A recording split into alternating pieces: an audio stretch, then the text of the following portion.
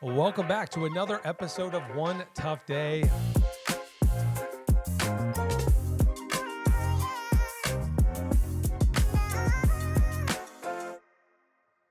Welcome back to another episode of One Tough Day. I'm Steve Van Horn, your host, and today we are going to take on a topic that is on the tip of everyone's lips these days, and that is AI, artificial intelligence, the transformation, the evolution, what it is. And I thought as a host, as a co-host for today's episode, or a guest, if you will, what better person to ask than Harvard grad, MIT grad, my good friend, Zach Deering. So I have Zach Deering here with me today from Manhattan, all the way from New York City. All the way from New York City. It's a little bit different here. I know. So first question for you, Zach, is this. So you were born and raised in Texas. Yes, sir. You live in New York City. Yes, you have sir. lots of great restaurant options. But last night, I took you to Uncle Primo's right here in New Philadelphia. How did we rank to a guy who was born in Texas and grew up in New York? Totally. It was good Italian food. The endless tossed salad was special, and the cheese on the garlic bread was great. You like that? I did. All right. Next time, I'll come to you. We'll have a few more choices. Well, we could. There's a couple Italian places in New York we can try out. Like an entire part of the city dedicated to it, right? Exactly. We could find you some pasta. Yeah. We can make that happen. I was telling you last night, I was there just a couple months ago, and I was snapping Wang Yibois from the top of 30 Rock, Yep. right? Kevin, your business partner Yep. and co-founder of Mantel. So these guys are phenomenal. Again, MIT background, Harvard background, very intelligent. And they developed a software, for those of you that aren't familiar with Mantel, that has been kind of revolutionizing the HVAC space in the way that we propose things. And it uses AI, a lot of AI built in for intuitiveness, for customer interaction. And I think that's a great place to start, Zach. We're just going to dive right in. Sometimes I do a little longer introduction. Why don't you tell folks the story of why? I think the why is always a compelling part. We talk a lot on this podcast about the why. And the why with I think it was your mom's experience working with contractors, right? Tell us a little bit about that story and how Mantel came to be. Totally. It started with a phone call from my mom. She lives by herself in Dallas, Texas, been a homeowner for 45 years, and she had a bunch of contractors in her home. She got overwhelmed, and she called me one day with a relatively simple question, like, Zach, I need your help. And I'll be honest. I was like, of course, I'm happy to, but also fully expecting that this would be a very easy question to answer. Like, how complicated could it be to navigate through heating and cooling purchase? And the thing I saw... It was heating and cooling? That's the first time I've heard it was heating and cooling. I knew it was a major purchase, but I didn't know it. Yeah, it was heating and cooling.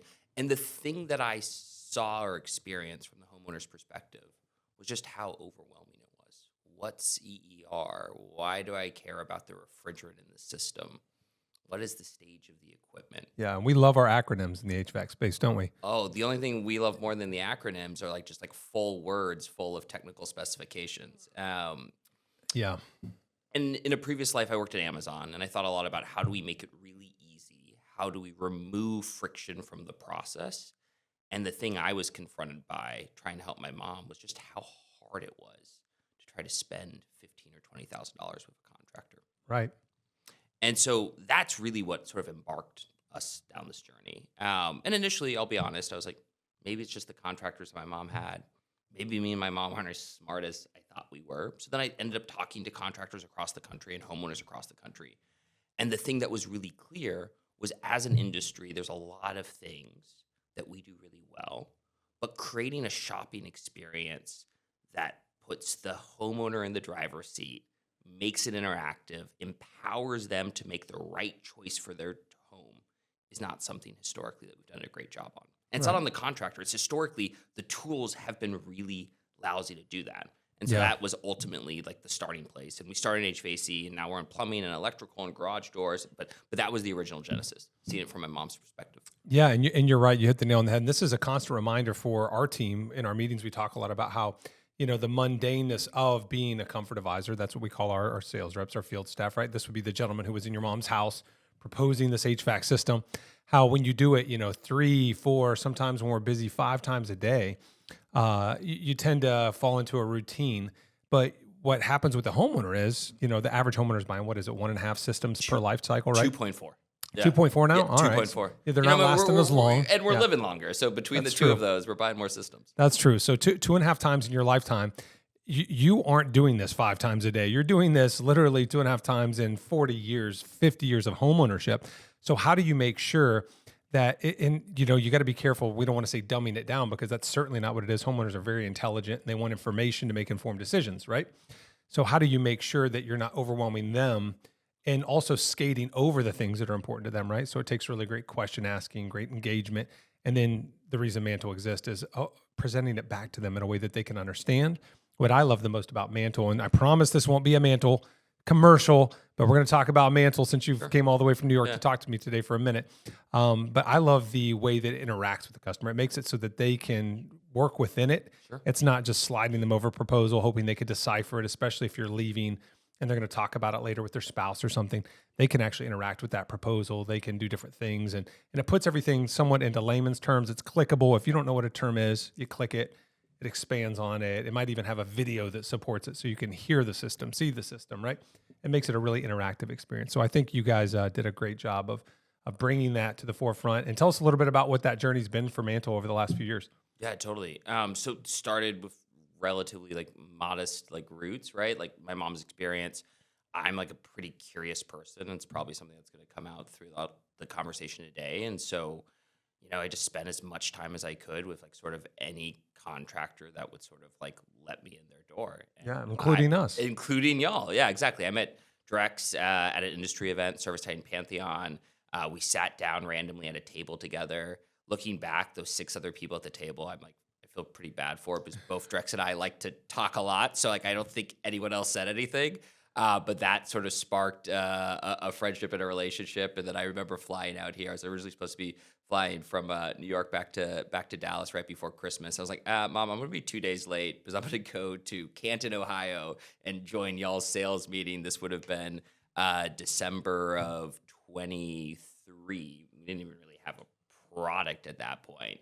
But yeah, I think what's really core to how we think about solving this problem is first just really understanding the problem. And I think it's really easy when we're like in our office in New York to think we have a great solution, but you really see it when the rubber hits the road, right? Something that might work in an office or in the abstract, the reality of a comfort advisor running 4 calls in the middle of summer, bouncing from place to place, like how do you make it really easy for them and for the homeowner?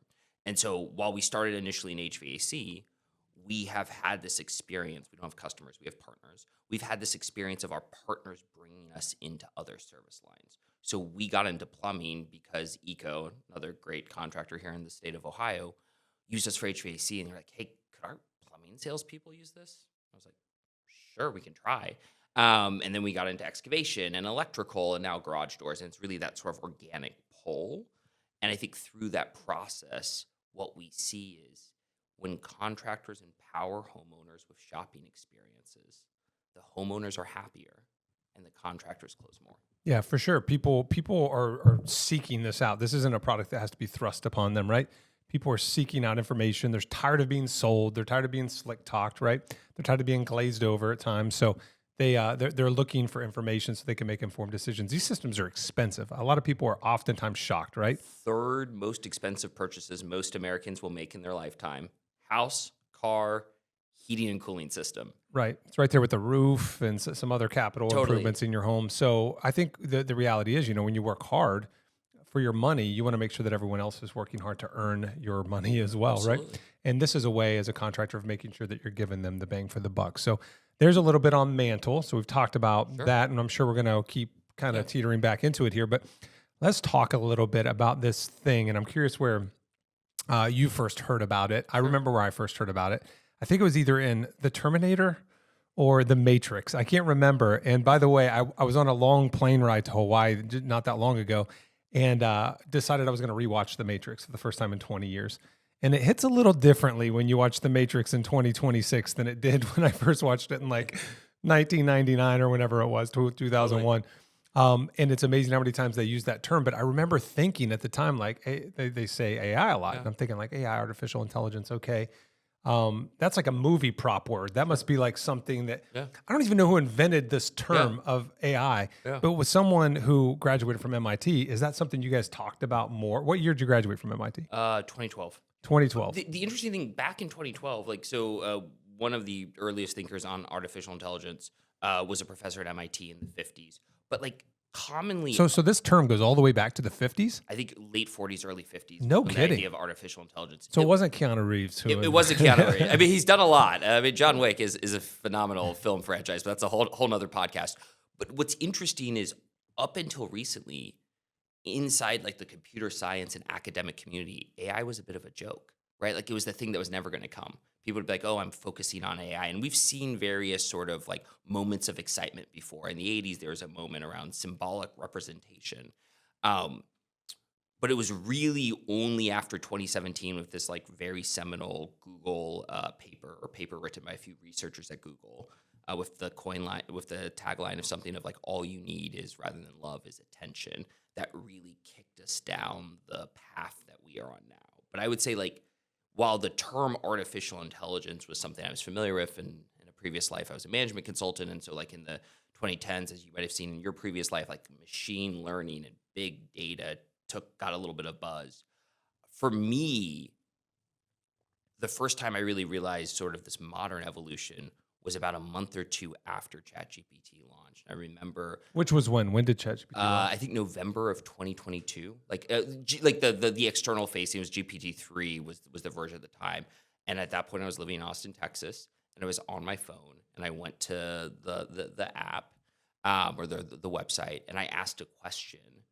And I was just like blown away by how non-robotic the response was. And I'm sure if we went and we asked the exact same question again of ChatGPT-3, You get a completely different response, right? totally, or we'd be like, oh, that response is crazy compared to like where we are now with the models. But that was the moment that I was like, this is interesting. This is different than what we've seen before. Yeah, no, I've heard people say, let's talk about this for a minute. I've heard people say like, well, how is it really any different than like a standard search platform, right? Like I've been able to Google things for years, right? And I get the correct answer and information. So isn't it just an overhyped Google? Sure. Explain that for me, Mr. MIT. Oh boy. I also feel like there's a lot of my classmates who's like, you brought Zach on to explain this. Far from like the most knowledgeable person. Yeah, I guess taking a step back, like what is a large language model? It's this really counterintuitive thing when it comes to computers, which is it's a word calculator, right? And what I mean by that is historically computers have been deterministic, meaning that if you ask for an action, the outcome will always be the same. Right, it's predetermined. It's preset. Predetermined, hard-coded, right? I mean, that's normally how we thought about it. We thought about them as calculators. If I do 2 + 2, I always get 4. Right. What's interesting about the LLMs and where the power is, and also where some of the things, and you've probably seen it, where you're like, this is a really powerful model, but that was a pretty stupid answer it just gave me, was it is no longer deterministic. There are now, I think state of the art is like 1 trillion different parameters or weights on these models. And when you type in your prompt, it is trying to predict the next token, which is typically 3 to 5 characters, and it's just stringing together language. Now, when you say it, yes. Who is the proverbial it? What is the proverbial it? The Terminator. No. It is the large language models, right? Like the LLMs, Claude, ChatGPT, Gemini. Which is stored where? Yeah, I mean, stored in stored is interesting. If you think about like housed, maybe is a better word. Where's this housed? Or even more, like I guess, like philosophically, like if you think about like if you wanted to start, like if Steve and Zach wanted to start like a new foundational model company, there'd be fundamentally 2 different parts of our supply chain. One is we'd have to train the model, and that happens in data centers, and others even talk about putting those data centers in Data space. centers. That's the word I was looking for. Okay, Data got centers. it. Hot topic right now. Very hot topic. And they're quite hot, right? And which is why they use a lot of electricity, and they also consume a lot of water, which is interesting and controversial, and it's understandable. But yeah, you could think about that when you're writing a query, it is going to some data center, probably relatively close to you, and there's a inference model that is actually running that on the local chips there, and it's producing your answer back. So, and I'm asking this so up to this point, I've asked questions for others that I think I know at least a general answer to. This one I don't know the answer to. Are all of those data centers interconnected? So is my local data center speaking to other data centers to make sure that I'm getting the most relevant and built out information possible? Generally speaking, most of the data centers are connected together in the sense of they're on like the internet. To actually like serve back your response, it is generally happening in a discrete like server rack.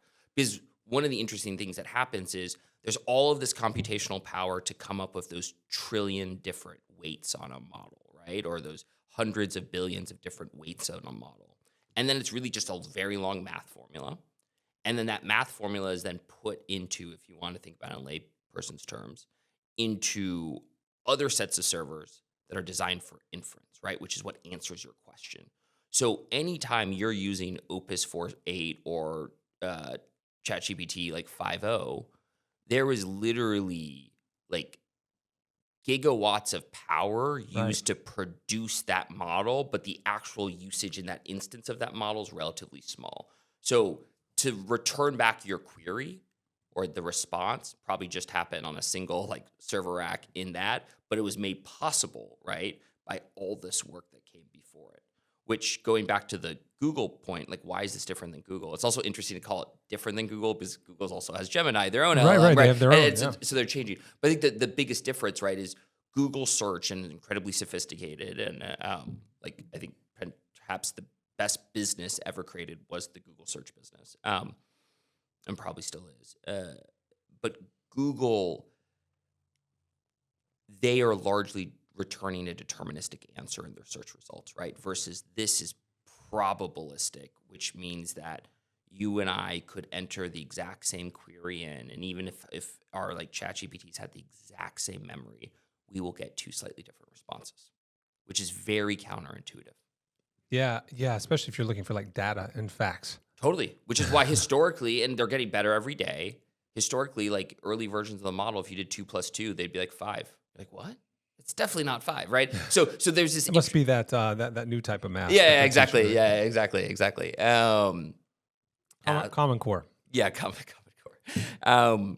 But and so I think it's just fundamentally a different paradigm. So things that machines were historically bad at, creativity, writing, language, and whatnot, machines are now good at. And things that machines were historically very good at, math, they're not quite as good at it as other or older technologies. So here's the crazy thing that blows my mind, Zach.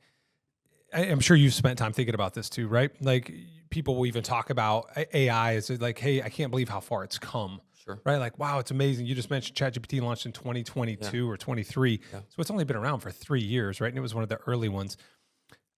When I think about how far we've come in the last 30 or 40 years, right? Like we are just scratching the surface on AI. And I was an early adopter. I've been using ChatGPT. My profiles are built out for over 2 years now. I'm on the $200 per month subscription where I go in and build out my personal profile so it knows my perspective and thinking and everything. And I love it. I use it almost every day. And I started using Claude probably 3 or 4 months ago more for spreadsheets and data and those kind of things, analytics. And I love it. And we're going to talk a little bit about that. But before we do that, back to like this data center and stuff, I think about this evolution of used to a computer occupied the entire size of a room. And scientists and people would stand back and look at that computer that occupied a room 3 times this size, right? And they would say like, wow, look at how far we've come. This is incredible. Look at this feat of man. Like we've made this thing that can do this, right? And then now we have, cell phones in our pockets that can do 1,000 times more computing in a space that's, thanks to semiconductors and everything else, right? So looking at that same approach, and I think about like, we talked about these giant data centers that they take so much water and heat. And so the challenge with like iPhones, just 10, 12 years ago, I remember my first flip phone, I might have 100 photos, 200 photos, constantly going through deleting them. Well, then when the iPhone came out and the photos became really good, people started scrapping the digital cameras, carrying phones in their pockets. Like if I pull my phone out right now, I have 40,000 pictures on there, something insane, right? So how do we solve it? The next evolution became the cloud and cloud storage. And I remember the first time I upgraded to whatever it was, 512 megabytes of data on the cloud. I was like, well, that'll be more than enough, more than I'll ever need. And now I think I have a terabyte of cloud storage that I'm halfway using, right? And I think about sometimes like, so where does it end? Like in my lifetime, I'm only 41 years old. I've only been really using my iPhone to take a ton of photos for the last 10 years or so. I got another, hopefully 20, 30 years of taking photos. Like how much cloud storage am I going to need in my life cycle, right?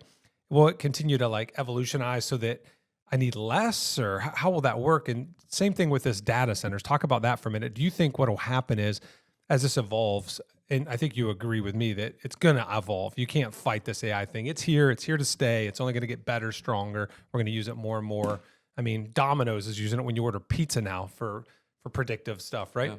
So will it require less heat? Will it shrink the size of data center? Will we continue to evolve so that it becomes the computer that used to take an entire room and was very inefficient and took an hour to compute a math problem down to what we have now today, which is a supercomputer in our pocket? Or do you think it's only going to require more and more and become this thing that probably destroys mankind because we just require every resource that we have on this planet to keep it up and running? It's interesting, the version of it destroying mankind. There's like in AI communities, there's the paperclip example, which is basically this like horror story that if like people that are afraid of like artificial general intelligence or super intelligence, there's this concern that if you gave an AI model and if it was smart enough, the goal of just like making paper clips at a certain point, it could actually take over the entire world in its attempt to solve that goal of just making as many paper clips as possible. And then as it got smarter, it would get manipulative and like it would gather up resources. So like that's sort of like the fear. This is like the iRobot model where it has to have rules built in, right? Yeah, I mean the three rules that are evidently unbreakable until Will Smith gets involved, and then it wouldn't be a movie if they followed the three rules. So like, first, like with a lot of humility, I think there's a lot I like don't know, right? And there's a lot of people that are much more knowledgeable about like the progression of like chip technology. But I'll take it from a little bit of a different perspective, which is Moore's law, which is the idea that you basically get twice the power out of a chip, a semiconductor chip, every 18 months.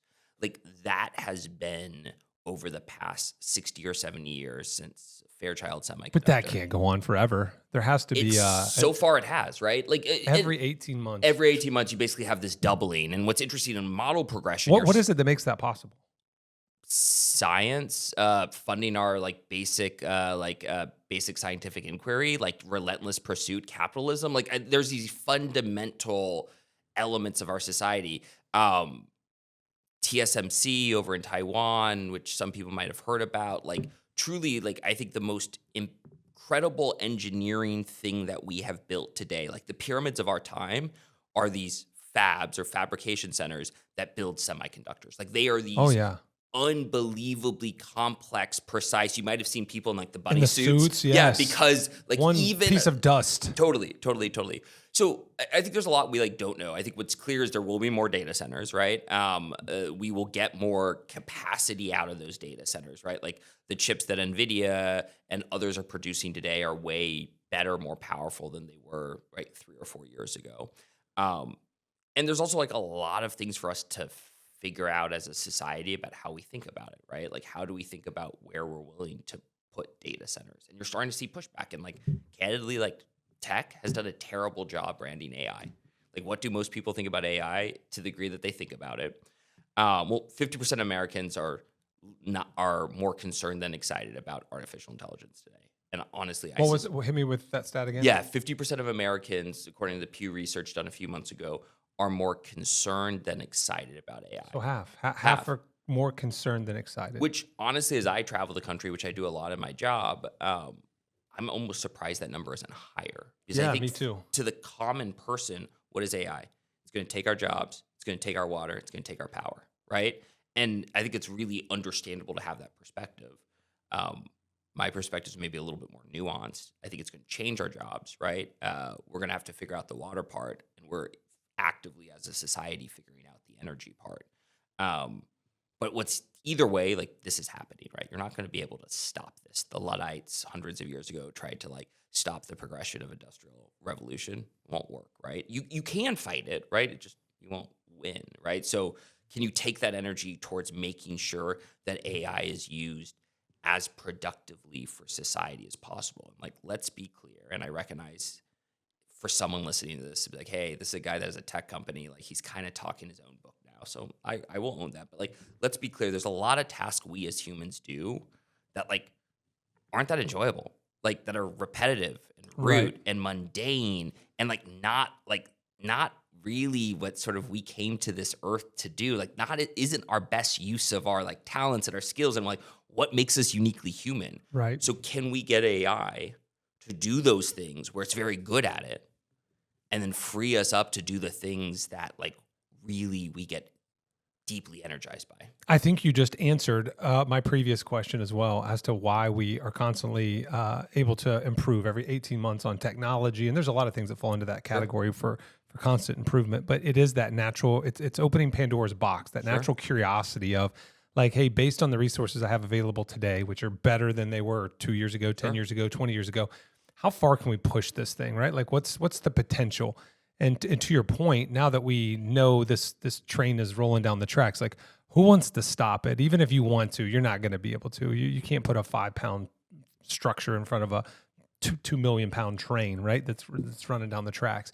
And I think that's where we're at right now. So I think you're right. Like, how do I embrace it to make my life more enjoyable, maybe to execute tasks in a more efficient manner, maybe in a more accurate manner? We had a great conversation last night about the ways that I use it to try to kill the mundane. I know for me, over the last couple of years, it's allowed me to take on more to ensure a certain level of quality with certain things that I do. And one thing that has been key is like, as it learns you, as it gets to know you, and this is the part where it gets a little freaky and some people start getting a little concerned, right? And by the way, I'm very nice to AI.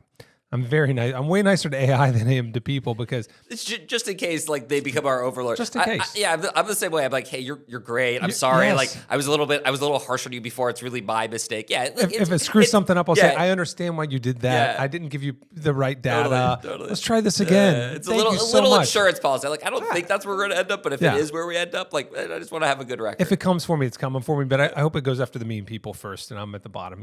So.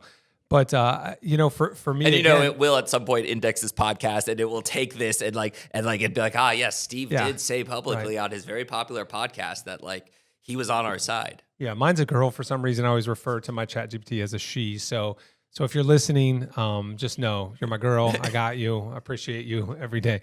But back to what I was saying. So I personally, as it learns me, it allows me, so I'll give you an example, a job description that used to take me maybe an hour to put together. It's not a ton of time, but you write a job description, you read it thoroughly, you think it incorporates everything that you want, you roll it out, and then you realize, maybe a couple weeks like, I meant to put that thing in there. I forgot, it wasn't added, whatever. So you missed the comprehensive piece of it, or maybe there was a thing that you didn't think about that would have been great to add, right? Like, so now with ChatGPT and me having written so many job descriptions through it, it learns that. It learns the culture of my organization. It learns the things I'm seeking. It learns my pay scales. It learns everything.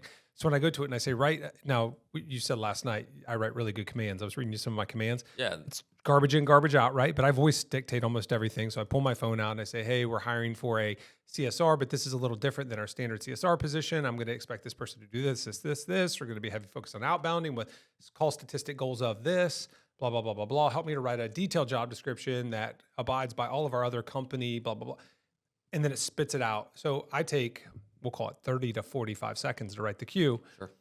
And within 10 seconds, I get this absolutely beautiful, comprehensive, well-written, grammatically correct product that I can then scan, read, and say, perfect, please condense this into a one-page PDF and share it back to me so that I can print it or send it to someone, right? Like that used to take me an hour, and it might not even be that great. Yeah. I would say 70%, we'll call it, right? Yeah. Now I'm getting back a product that's 100% in less than a minute. Yeah. Like that's a game changer. If you think about what that does in space and time where we only have so much of it, like now I have 59 additional minutes to do something else, right? Totally. Am I writing 59 additional job descriptions? Am I refining the job description? Am maybe spending some like time on TikTok? Maybe. That's not as much my thing, right? Maybe some doomsday scrolling at midnight like we talked about. But fair enough. More what it'll allow me to do is now focus on the next thing. Maybe it's, hey, I wanted to take time to dive into our financials and try to, maybe I'm taking those now and I'm going to pull those, my May P&L, and I'm going to dump it into Claude and ask Claude to make observations. And the really cool thing that a lot of people who aren't using ChatGPT or AI or Claude yet might not realize is like with Claude, what I can do, we have our own specific company target KPI card for all our key performance indicators. I know my marketing budget needs to be at 5%. I know my labor, my administrative costs, my fuel, everything, right? So I can upload my KPI card into Claude. I can upload my P&L. I can upload historical data if I want and say, digest all this and give me back recommendations, observations, anything that falls outside of 0.3% parameter.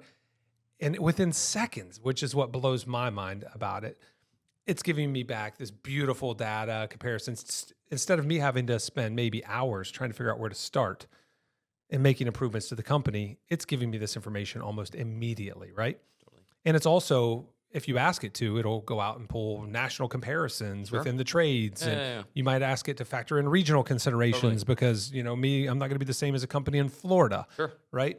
I mean, is that not insane, Zach? Yes, it is insane.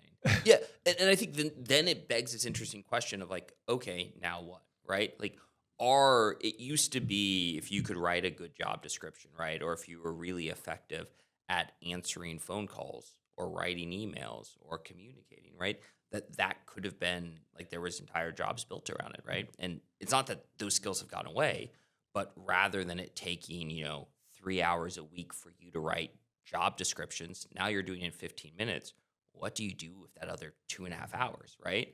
And I think that becomes the really interesting question of like, what inherently will AI not get good at or will really struggle with? And it's a few things. I think one, it's like true problem solving. Like one way to think about it is like our brains are large language models, a little reductionist, but roughly true. And the amount of energy it takes for us to think versus the amount of energy it takes for the models to think, we're actually really efficient, right? Like our brains are really, truly incredible. There's this idea called neural networks that are roughly based on our brains that we won't go into the details of for now at least. But we have all of these shorthands that allow us to think really effectively and really efficiently to get to like a good enough answer for what we need. And so as you free up time doing less of the mundane, the repetitive, the low value, low interest tasks, like how do you then channel that into the things that make us really human? That's storytelling, it's communicating, it's building relationships, right? And so I think as people are grappling with their place in the world, and it's scary, right? And I particularly get that if you're a frontline call center representative, it's really scary, right? And Right. and I say all this with a huge amount of humility and like sort of respect for that work and a lot I don't understand about it.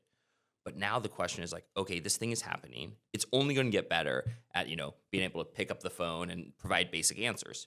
With that said, there's going to be a variety of situations, right, where a human's going to be really important, right? Because the AI knows all the right answers, but fundamentally the human is upset because they were told one thing or they thought one thing and now they're having a different experience.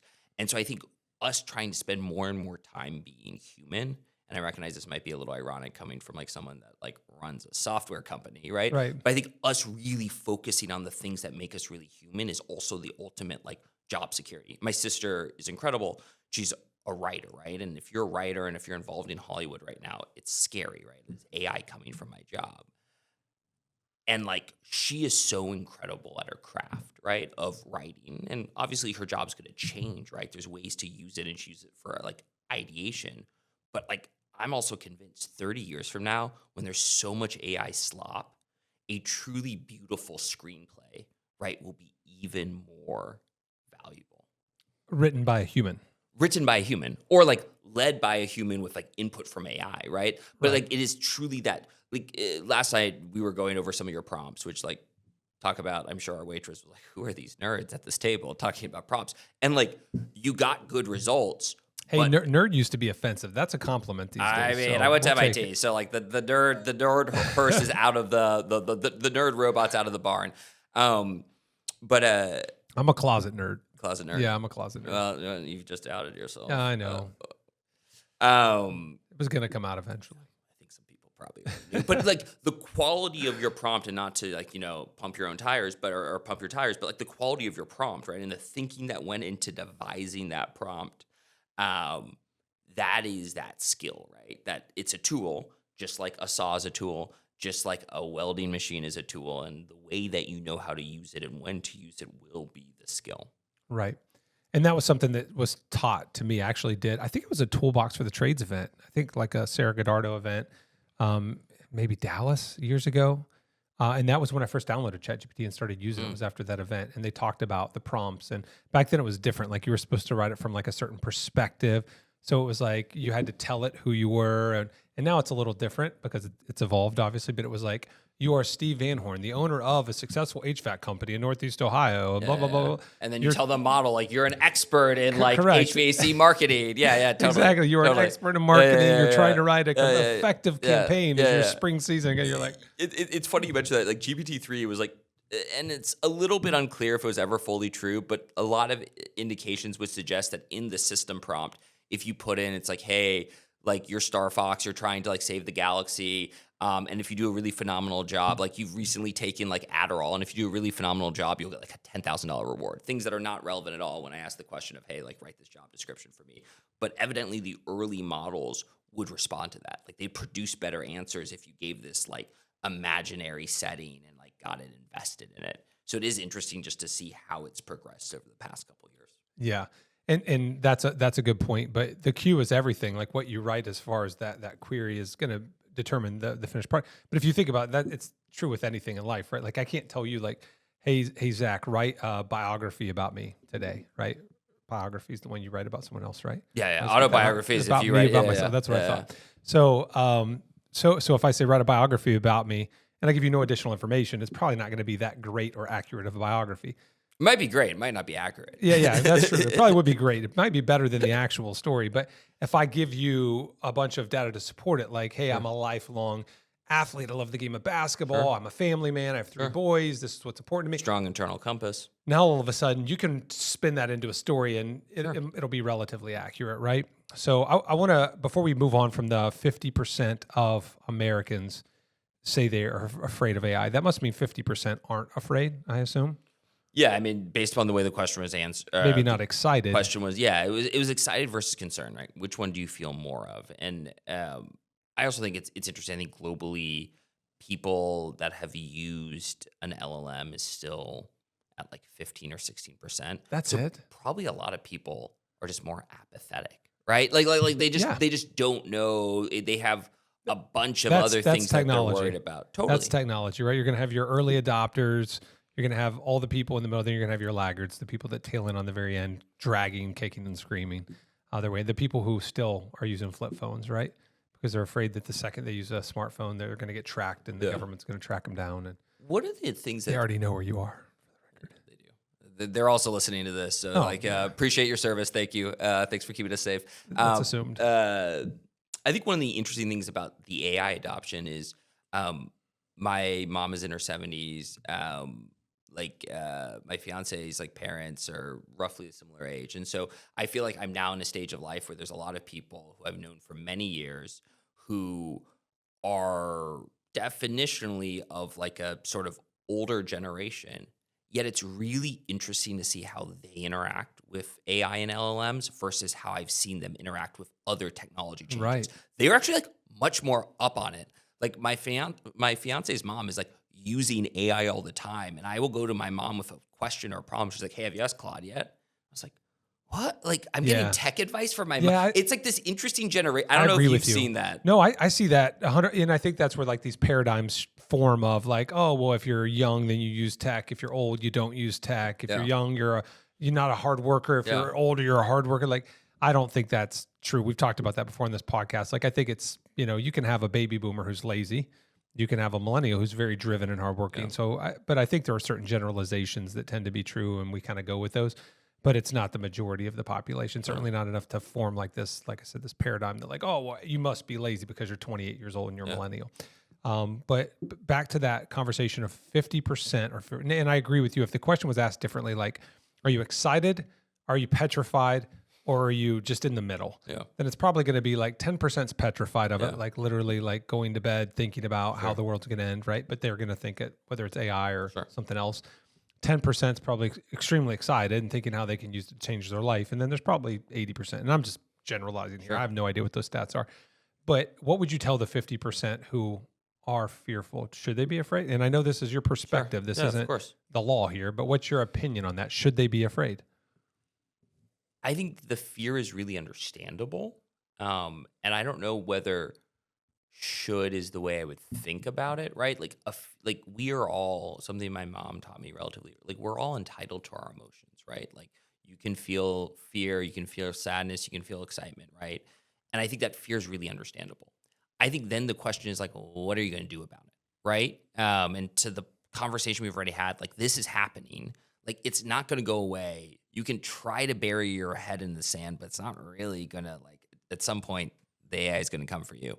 So I think instead it's like, what productively can you do today to try to like change that fear? And I think part of it is use it, right? And I 100% agree with you. and try to figure out ways to get some benefits from it. Because right now, if all you think about is going to take my job, it's going to take my water, it's going to take my energy, like, yeah, that is scary. But maybe you still think those three things, but like, it also helped me with that T-ball fundraiser I had to do, right? So like, it's not all bad. And then also try to think about like, can you use it in a way that gives you more time to do the things that you get really excited about or that you really care about? I really see AI as one way you could say it's like, hey, it's going to take these jobs. Another way to say it is, hey, it's going to take these parts of these jobs that maybe were never that interesting to do, right? It's going to take the repetitive, easy to potentially automate parts of it. And sure, 10 years from now, AI gets smarter, maybe it takes more, who knows? But then that gives you more time to focus on the things that I think really are deeply impactful. It's not coming up with a root answer to a basic question of how do you do X, Y, Z, is instead building that connection with someone who's having a bad day and maybe doesn't even know the question to ask. Right. You and I share this opinion. So my best advice to anyone who's afraid has been and will continue to be, you should download it. Try it. Sure. Download ChatGPT, go with the free version, download Claude, right? In my opinion, those are the two right now that are probably going to be the most useful. And try it. See what happens. What's the worst thing that could happen, right? At some point, you might decide that it does make your life easier, that it does make it more fulfilling or help you to scratch some itch that you have that previously you couldn't. And that is evolution. That's the way that it works. So I'm going to give you a nice meatball down the middle here, serve it up to you. So this is a great T-ball for Mantel here. Yeah. For businesses who are more willing to use AI, Yeah. who are willing to leverage technology and advancement to move how does that give them a competitive edge in the marketplace? Yeah, I think it's at some point in the future, it will just be required, right? If you get there first, you'll understand how to use the tools better, and you will be able to enjoy the benefits of the tools before they come standard, right? Like at a certain point, everyone in the industry is going to be using Mantel. Those people that adopted it first, right, will inherently not only get to enjoy more time with the benefits of it, but will also be able to use it better. So I think of it both as in the short term, it's a way to get additional, like to use an investing term, alpha, right? Returns, benefits.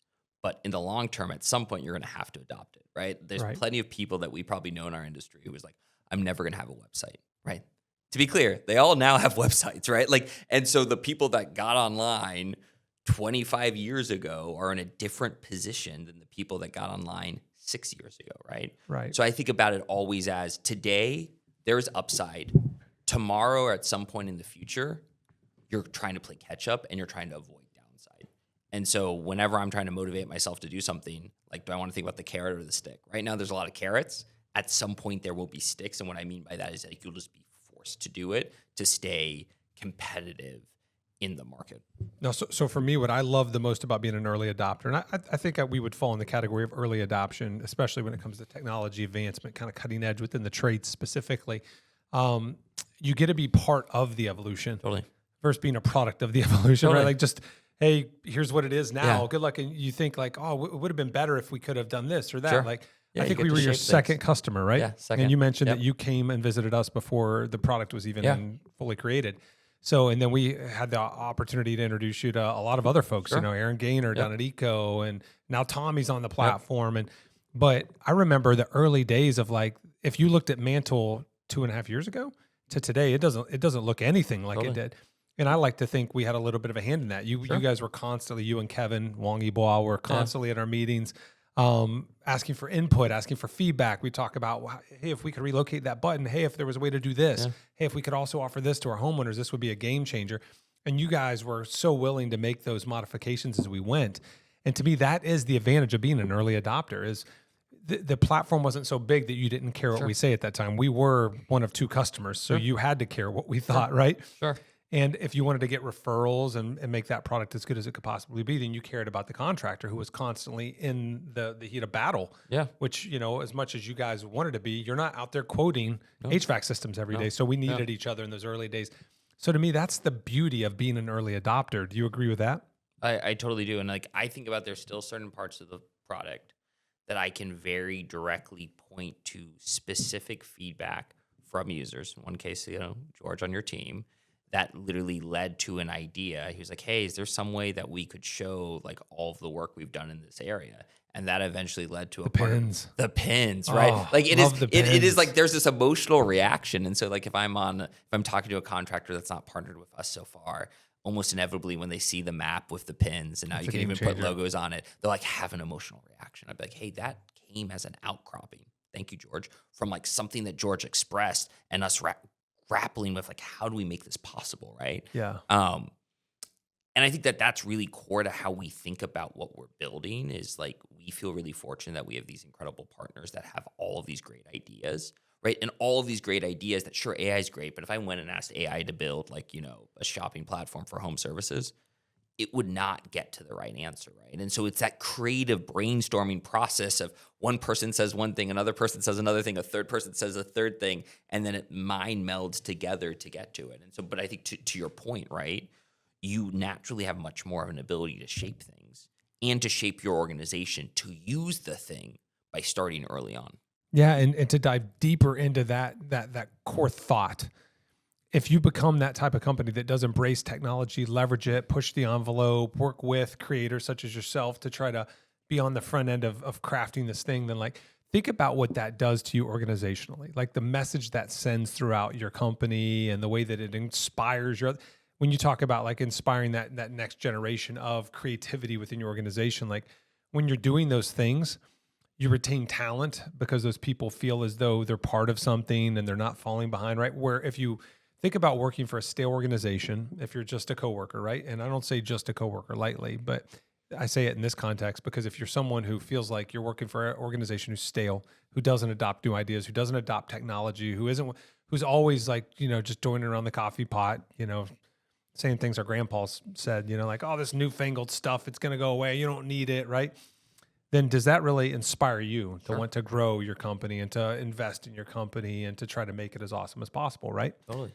And I think when you're the type of company who is willing to do those things, and it sends a strong message that, hey, we're not going anywhere. We're pushing the envelope. We are the trailblazers right now. And I think that's inspiring. I think it motivates people and wants to make them see just how far they can come along with you to push the envelope, don't you? Totally.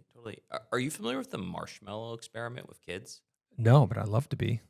So there's an entire field of like psychological research around grit and perseverance. And there was a marshmallow experiment where basically you give a 4 or 5-year-old, you put a marshmallow in front of them. And you basically teach them, it's like, hey, if you're willing to wait 5 or 10 minutes, you'll get a second marshmallow. And so some kids can't resist and they just take the marshmallow. Other kids are willing to wait. And when you then track those students or those kids' performance in school, you see, holding all else constant, the ones that had more grit, more willing to delay satisfaction for a greater prize in the future, had different outcomes. And so if we tie it back to the example that you were just talking about, like for organizations to succeed, I fundamentally believe there's commonly 2 characteristics that are really on evidence. One is perseverance, like, hey, we do hard things, we push through things, we figure out solutions, we don't give up. And 2 is curiosity, right? Like what happens? And so if you're an early adopter, it's a really powerful way of signaling this is a safe space to try new things, to make mistakes, right? Which we want. One of our core values as a company is like make new mistakes, right? We want you to make mistakes. If we're still making the same mistake over and over again, like we didn't talk about it, we're not learning from it. But that curiosity and perseverance are so powerful. And I've even seen that in my own life and like my journey to like learn how to read. Yeah. Yeah. And your story is inspirational in of itself. I don't want to go too far down that rabbit hole, but as someone who struggled with dyslexia, right? Yes, Growing sir. up, wasn't able to read till you were 12 years old. Yes, sir. And then went on to graduate from MIT and Harvard Law School. Like, I mean, it's pretty incredible. So you've obviously showed a personal ability to adapt and to press the envelope of what you're capable of. So kudos to you. Thank you. Let's put on your fortune teller cap for a moment. I know this is hard to do, Yeah. but you're more involved in this space than most. Sure. What's the workspace look like in the next 2 to 3 years as it relates to AI, Zach? Yeah, totally. It is a lot less time of people typing on keyboards and moving mouses, right? I think the repetitive work largely increasingly goes away to the agents or to artificial intelligence, to systems, and humans will fundamentally do more strategic and problem solving work, which I think will commonly actually lead to like more collaboration with their coworkers and also with AI, right? But I think fundamentally, if you go into a standard like office cubicle, 5 years ago was a lot of clicky clacky, clicky clacky, clicky clacky on keyboards. In the future, will be a lot more voice dictation. Like keyboards are kind of a weird medium by which we like interact with computers. Do you like the bots that simulate keyboard? Oh, I haven't heard. You haven't about heard this. that? No, Oh my tell me gosh. about it. When you clearly know you're talking to a bot, but then after every question in you the hear background, yeah, the typing. You're like, I know you're a robot. You're not really typing right now. Totally. You're also the fastest typist I've ever seen. Like my like sixth grade like computer like typing coach, whatever, would be very proud of how fast you're typing. Well, it's like the exact same every time. Yeah. Totally. It's like the laugh track on like sitcoms back in the day, right? Where it was like a standard laugh and clap track in like Friends, and you're like, that Right. wasn't in front of a real studio audience. That was recorded. So I think fundamentally it's a lot less typing, a lot less root tasks, and a lot more creative and strategic tasks is where things will go. Do you think there's certain categories of jobs or certain like titles within jobs that will just be automated at that point? There's an interesting chart around sort of the potential for AI to automate something and where it is today. And you definitely see some spikes around customer service reps and really other sort of automatable tasks. Like it's Like going to be analytics. analytics potentially, but like, or on the other end of the spectrum is like, it's going to be a while before we automate plumbers, right? A very long time. But I think it was last year, Pantheon last year was all around AI, right? Yeah. One of the largest trade events in the industry, and it was literally 90% AI. And I remember them saying like, yeah, they can't automate the experience of someone coming into your home to install the furnace or to fix the leaky pipe. But everything leading up to them arriving to your doorstep and everything that happens thereafter, meaning, the dispatch process, answering the phones, pre-call notification, all that good stuff, right? Even analytics for simple stuff like maintaining the vehicles. Sure. And then everything that happens thereafter, invoicing, batching, AR, AP, supply management, vendor, that'll all be automated. That'll all happen through AI, or it'll at least be influenced or partially controlled by AI, right? Totally. And I think in 2 to 3 years, it's not that well, it's actually interesting. So the evolution of spreadsheets is something that has been referenced as like a comparison. So it used to be before Excel or the precursor to Excel, VisiCalc was possible. Even if you use computers, it might take 20 hours to do a discounted cash flow model, a financial model. Then once VisiCalc came along and Excel and spreadsheets came along, you could do it in 20 minutes. What's interesting is it's not that fundamentally then we just collectively as like, the finance community spent, just 1/100th of the time on spreadsheets. Instead, we just ran a lot more complicated models, right? And so I think that's also the place where we'll go, where while basic tasks become easier to automate, do we end up just doing more of those tasks, right? And then when things do get complicated, there's a human involved to help like resolve it, right? When the AI CSR can't answer the question or a customer's upset, right? Because they heard one thing in one place and now a different thing now, there's a human in the loop to help resolve that. Yeah, no, I agree with you. So another follow-up thought kind of related to that, as humans, have we somewhat done this to ourselves? I wonder this sometimes. So if you think about, how even 8 years ago, we were having these conversations about like, mental health days and should we only be working 3 or 4 days a week? And, we got real deep in ourselves about like work-life balance and healthcare costs are skyrocketing right now, and the cost to administer healthcare as a employer is extremely expensive. And then you have to have physical space for people, and people want creative workspaces, and they want playrooms, and they want like, I need childcare, and like, so we made it so. And this, I think about Jurassic Park, right? Whenever they, he had the most wholesome goal of like bringing back dinosaurs, so everybody could experience this beautiful thing that had been gone for billions of years. Yeah. But, obviously you tried to play God. Yeah. And I remember that one line, you remember where they said nature will always find a way. Yeah. Remember that? Yeah. Because they asked them, can these dinosaurs recreate? And they said, no, we breed them all to be females. They Yeah. can't recreate. Yeah. And then they And find the that's why cracked there's a egg in the mutation. park. Yeah. They're like, what Yeah. happened? Like nature will Yeah. always find a way. Like, Yeah. is that what this is? Is this nature's finding a way? Like, all right, that's not sustainable. All that stuff that I just talked about, that's not sustainable. The workplace can't continue to go on and be profitable and be productive with all those factors. So is this nature's way of saying, all right, then we'll just go down the next path of least resistance, which is allowing technology and automation to take over and scrap the people? And I'm not saying I agree with this, by the way, because I love people. You know that as well as anybody. But is that what's happening? It's a really interesting like framing. I might think about it from a slightly different lens, which is a capitalistic society will always bend towards like improvement, right? And it's a jagged course and we don't always get it right. And so at the time when there was like different attitudes about what was needed in the workplace, right? It was motivated, sure, maybe by good fortune, but also it's like, oh man, it's hard to find people. And so if I need to attract people, I need to offer these like alternatives to get people in the door. And now there's just this new technology, right? Just like you could say like, hey, you know, shared working spaces.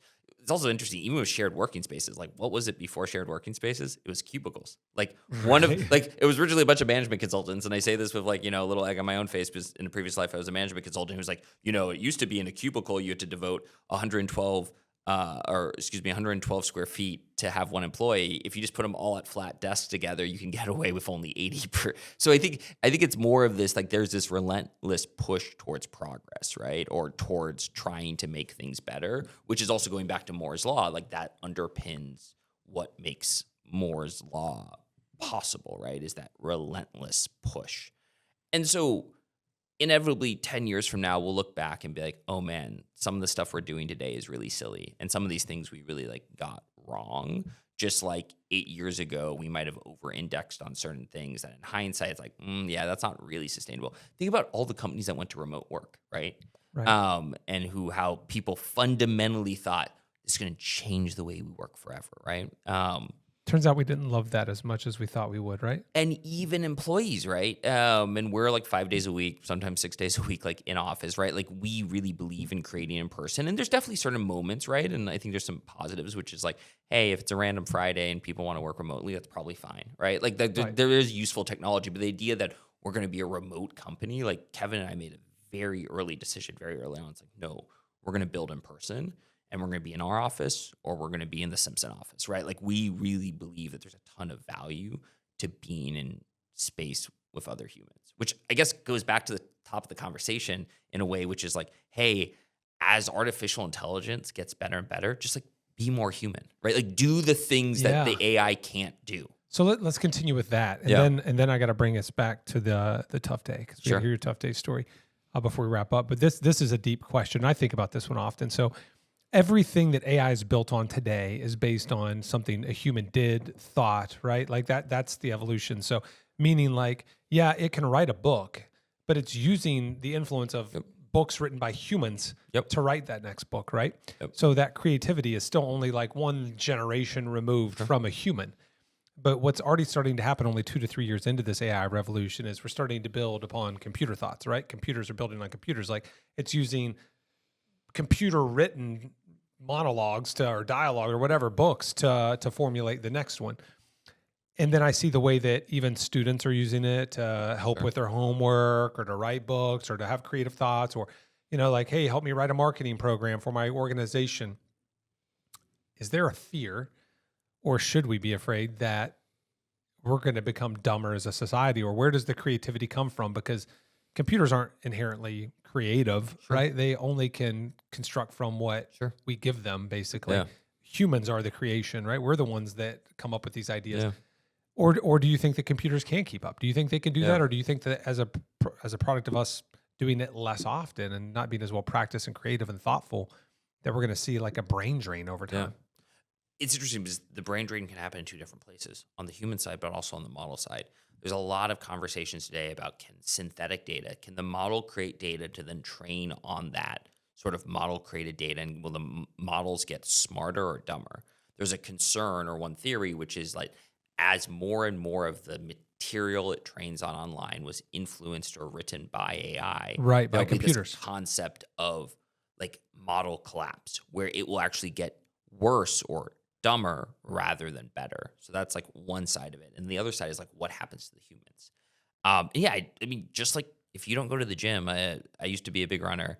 I stopped running and I started running again after 6 months of not running at all. And that first time, after 3 or 4 miles, when I used to run a lot more, it's like, whoa, I am out of shape, right? And so I do think that that creative thinking, that problem-solving muscle is really, really important for us to train. It also gets to these deeper questions around like, what is the purpose of life? Have you ever heard of Viktor Frankl?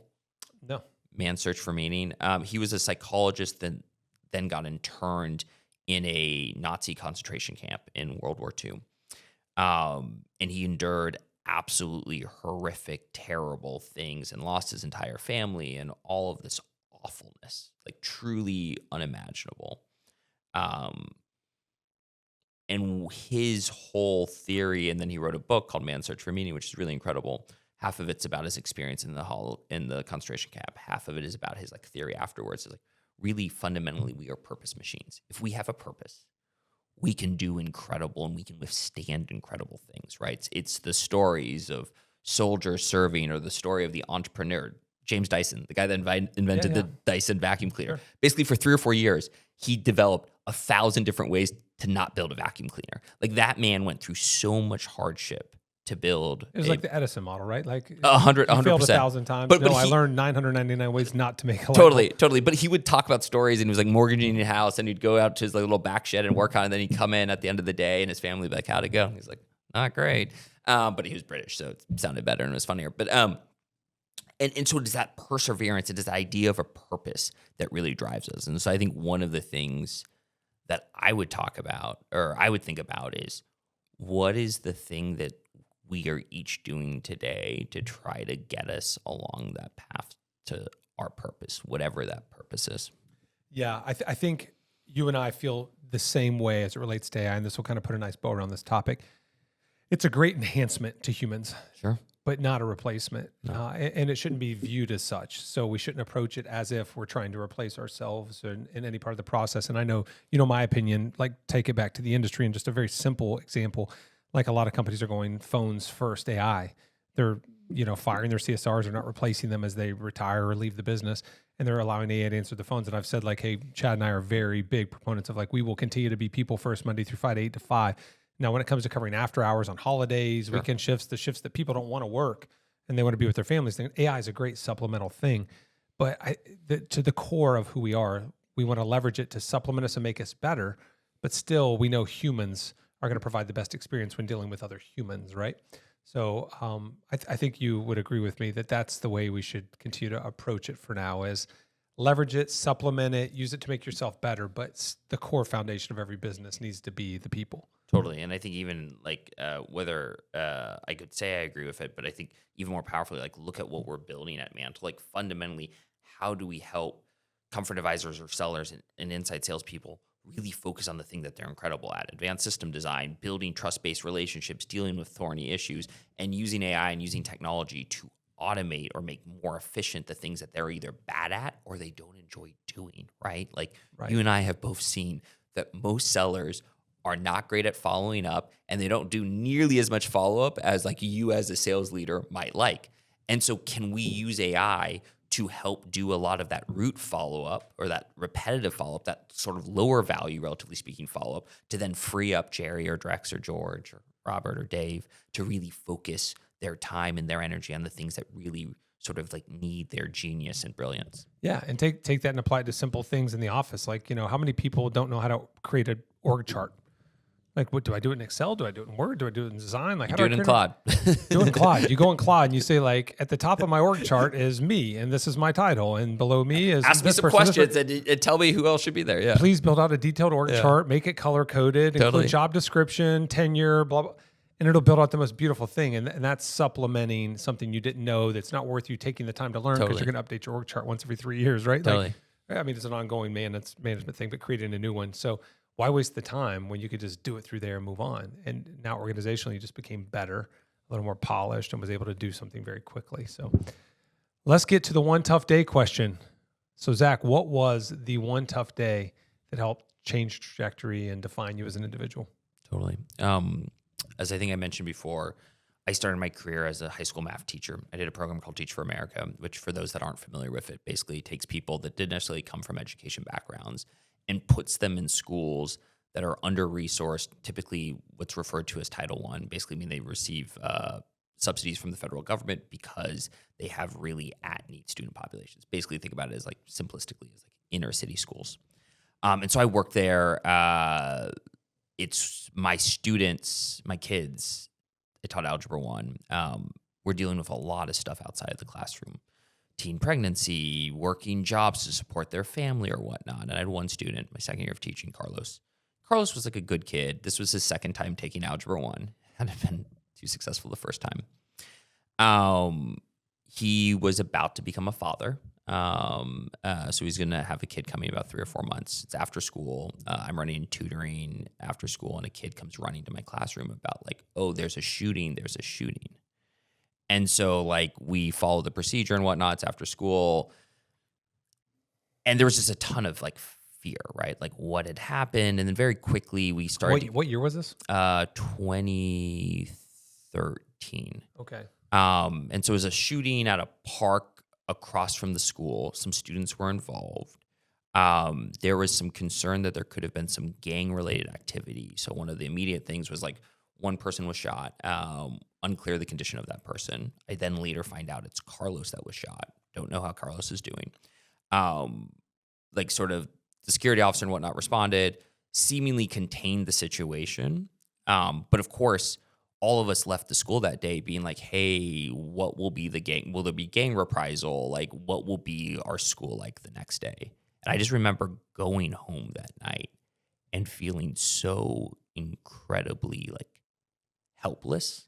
And what I mean by that is like, sure, there's plenty of days I left that school where I was like, that was a tough day. I'm not sure like if we made that much progress, right? But that day in particular, when it's like Carlos has all this stuff going on, and sure, Carlos was a little bit of a knucklehead, right? But like, he didn't deserve to be shot. And like he's got a lot going on, and this just makes his life more complicated, right? Like whatever happened. And it was a moment, and like usually I'm the person that when I get home, I then go do like 4 hours of work, right? And this is the moment I got home and I just didn't do any work, right? I just sort of sat, listened to some music and whatnot, and just kind of came to this perspective of it's like, hey, tomorrow's going to be what tomorrow's going to be. And I don't know what happened to Carlos yet. Like, I don't know any of those things. But the one thing I know is I can show up and I can try to make things a little bit better, right? And if I do that, if I set that resolve to just try to do one thing different, right? One thing a little bit better, that is in my control. So I went in, tried to do things, tried to like keep, level head, try to make things a little bit better. Then around third period, I hear a knock on my door in the middle of class. And I see Carlos I see Carlos sort of like hobbling in on crutches. He's got like a little Band-Aid here. And like, I'd never been so excited to see Carlos. He was shot in the leg? He was shot in the leg. It was like a grazing wound. He was totally fine. He kind of had like a smile on his face, and I just like gave him a hug. And I was like, also, you're supposed to be in class right now. Like, you need to go back to class, but I appreciate you stopping by and like letting me know that you were okay. And I just think it's particularly in this time of AI and, wars all over the world and whatnot, there's so much beyond our control, right? And it doesn't mean like we shouldn't do our piece to try to like shape the world in the direction we want it to go. And I think what's really important is what is the one thing that we can do to try to make ourselves and tomorrow a little bit better. Yeah, I love that lesson, Zach. That's a great story. And for me, that becomes a matter of, I have to think that way. That's like a survival skill, right? Because if not, then you see the rising cases of anxiety, of depression. And I think that's what's on the other side of not feeling like you can make progress by just showing up the next day. Totally. You start to feel hopeless. You start to feel anxious, right? That everything's beyond your control. But I think the lesson you learned that day and that experience with Carlos and is, you know what? I can't control these things. Totally. But I can control setting my alarm clock, Yep. getting up, coming in with a good attitude, prepared as an educator to make a difference with 12, 15, 20 students in that classroom tomorrow. 27, but yeah. 20, inner city schools. Yeah, 27. Yeah. 27 Each period, students. seven periods a day, but yeah. So that's a great lesson. And again, to me, that's something that's really critical. That's a great point to take away from today's episode is, how do I beat that feeling of hopelessness? And it's progress, not perfection. Just show up, keep showing up, keep doing your thing. Just download Claude, right? Like if AI seems like really daunting, right? Just download Claude. Try using it, right? It's free. It's free. It's free. You can use a free subscription. You're allowed up, and if you're a light user, you're not even going to barely scrape the surface of its potential as to having to do a paid subscription or anything. So, but that's a great lesson. So I want to thank you for coming on today. Or thank you for traveling down from the big city of New York to come join us and have dinner with us last night at Uncle Primo's. And next time I'll come on your turf. Like I said, I was there a couple months ago, but didn't have time to pop over and visit you and Kevin. We'll go find an Italian place. There's one or two. Yeah. Well, or maybe something else. Whatever. I'm down for anything. Okay, maybe some Korean barbecue. Okay. There's a good spot, Gun Bay, not far from our office. We don't have a lot of Korean barbecue in Tuscarawas County. That's fair. That's fair. Fun fact: the stove or grill that's used is actually made by Rinnai, who, for those that aren't like plumbing nerds like me and Steve, are a major manufacturer of tankless water heaters. It's like the place we go. It's like Rinnai. I'm like, oh, I know that brand. Yeah, I knew that. I didn't know they made those though. Yeah. So awesome. Well, I hope that you guys find this information valuable. Again, this AI revolution, it's not going anywhere. I hope we did our part to make you maybe slightly more aware and more comfortable with it, or maybe we scared the crap out of you, and that's okay too. Sometimes that's the motivation. We need to become a little more educated, maybe willing to adopt some of these things into our lives. But we have some more great guests coming. We want to thank the folks that have already partnered with us, and stay tuned. Like us on YouTube, on the Apple Podcast Studios, Spotify, wherever you can listen to any podcast. We appreciate it. Until next time, thanks for joining us on One Tough Day.